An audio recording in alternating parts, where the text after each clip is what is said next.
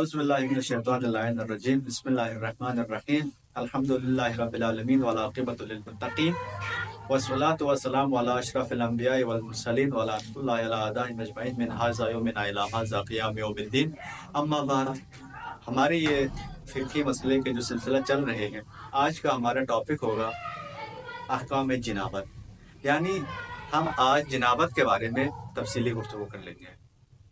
جنابت کے احکام بیان کرنے سے پہلے ضروری سمجھا میں نے اس بات کو شیئر کرنا کہ سب سے پہلے یہ جان لیں کہ ہمارے اوپر، انسانوں پر کتنے غسل واجب ہیں، واجب غسل کتنے ہیں، پہلے یہ جان لیں، اس کے بعد ہم آپ کو جنابت کے احکام بیان کریں گے۔ ہمارے انسان کے اوپر 7 غسل واجب ہے، واجب غسل کل 7 ہے۔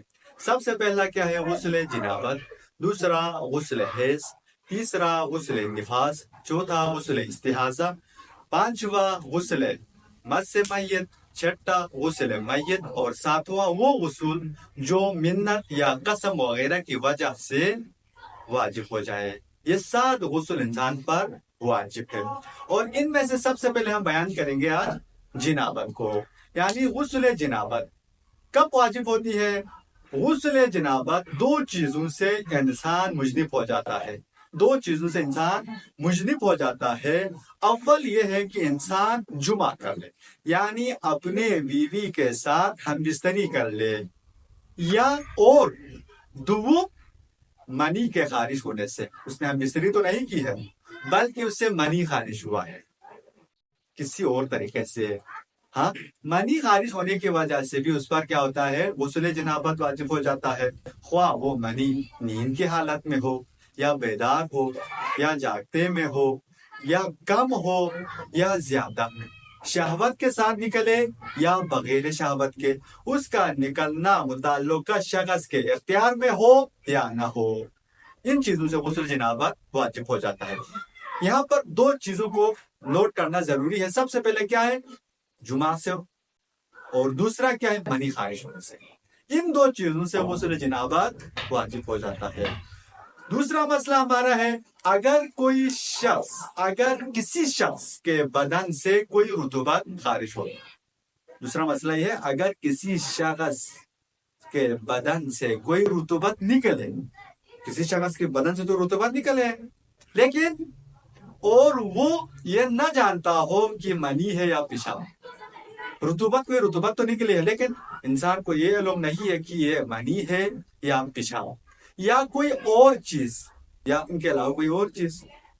اگر وہ رطوبت شہوت کے ساتھ جو نکلا ہے، وہ شہوت کے ساتھ اور اچھل کر نکلی ہو، شہوت بھی ہو اس میں اور اچھل کر نکلی ہو، اور اس کے نکلنے کے بعد بدن سست ہو گیا ہو، تو وہ رطوبت منی کا حکم رکھتی ہے۔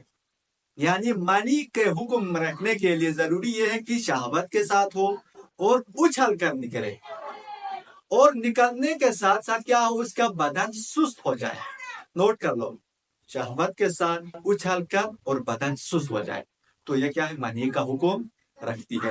لیکن اگر ان 3 علامات میں سے ساری کی ساری یا کچھ موجود نہ ہو، یا یہ ساری علامات موجود نہیں ہے، یا اس میں سے کچھ نہیں ہے، کچھ علامات موجود ہے لیکن کچھ موجود نہ ہو، تو وہ رطوبت منی کے حکم میں نہیں آئے گی، وہ رطوبت منی کے حکم میں نہیں ہے۔ اگر اس میں سے کوئی تو نکلا تھا، یعنی مخارج سے، پیشاب کے مخرج سے کوئی نکلا ہے لیکن اس میں شہوت تھا، بدن سست نہیں ہوا، یا اچھل کر نہیں نکلا، یا تینوں نہیں تھا، تو اس وقت یہ منی کے حکم میں نہیں آئے گی، یعنی منی کو حکم نہیں رکھتے۔ لیکن اگر متعلقہ شخص بیمار ہو، اگر کوئی بیمار، یہ تھا سالم جو صحت ہو، صحت میں تندرستی والوں کے لیے حکم تھا، اگر کوئی بیمار ہو، اس کے لیے کوئی مخرج سے کوئی نکلا، اس کا کیا حکم ہے؟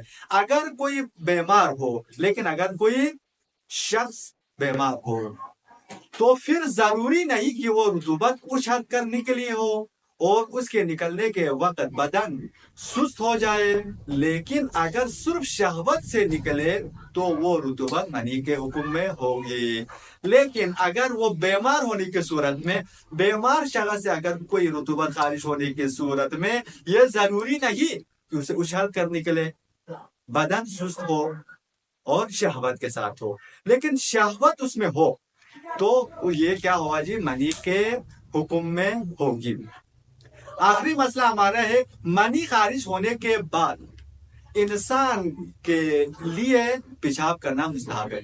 یعنی منی خارج ہوا یا جمعہ کے ذریعے سے یا خواب کے ذریعے سے یا کسی اور طریقے سے اس نے منی خارج ہونے کے بعد مستحب ہے اس کے لیے پیشاب کرنا مستحب ہے. اور اگر پیشاب نہ کرے، وہ پیشاب نہ کرے اور غسل کے بعد اس کے مخرج پیشاب سے رطوبت خارج ہو جس کے بارے میں وہ نہ جانتا ہو کہ منی ہے یا کوئی اور، وہ رطوبت منی کا حکم رکھتی ہے. وہ رطوبت کیا منی کا حکم رکھتی ہے. مسئلہ یہ ہے ایک شخص پر جنب ہوا یعنی مجنب ہوا. مجنب ہونے کے بعد ضرور مستحب تھا کہ اس کو پیشاب کرنا، لیکن اس نے پیشاب نہیں کیا اور اس نے پیشاب کیے بغیر بنا پیشاب کے اس نے غسل کر لیا. غسل کرنے کے بعد اس کے مخرج سے کچھ نکل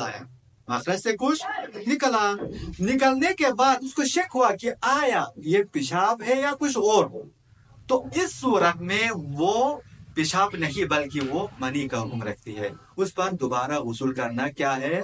واجب ہے. جو پہلے اس نے غسل کی ہے وہ غسل جب تک اس نے پیشاب نہیں کی وہ غسل صحیح ہے. پیشاب کے ساتھ وہ ذرہ نکلنے کی صورت میں وہ منی کا حکم میں رکھتا ہے اور اس کی کیا ہے جی؟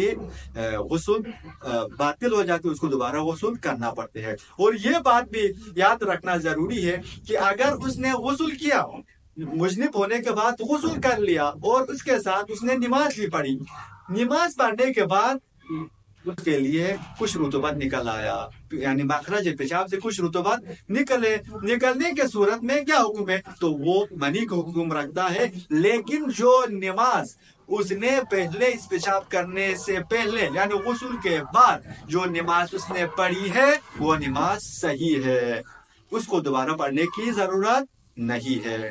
یہ تھے جی آج کے ہمارے فقہی مسئلے. دعا کرنے پروردگار ہمیں ان مسئلوں کو سیکھ کر سمجھ کر عمل کرنے کی توفیق عطا فرمائے. اور ہم یہ اپیل کرتے ہیں کہ ہمارے اس چینل کو سبسکرائب کر لیں اور اپنے دوستوں کے ساتھ شیئر کریں تاکہ مزید ویڈیو آپ تک پہنچتے رہے. وآخر دعوانا الحمدللہ رب العالمین.